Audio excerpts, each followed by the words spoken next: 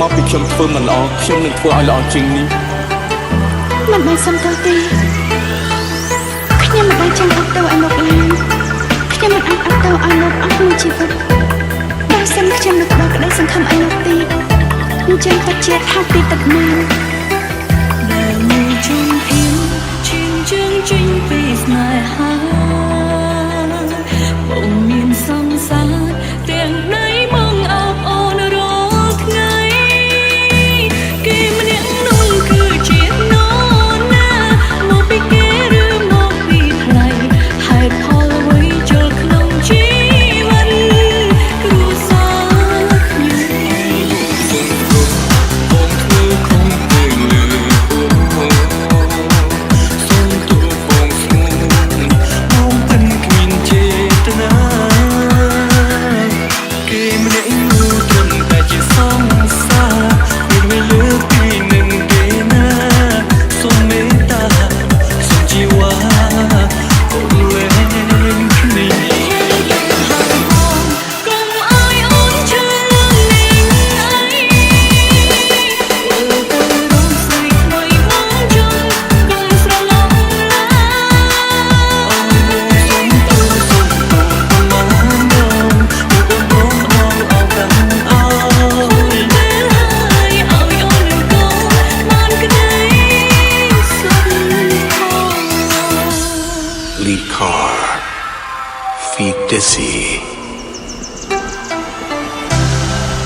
ត្រូវហើយ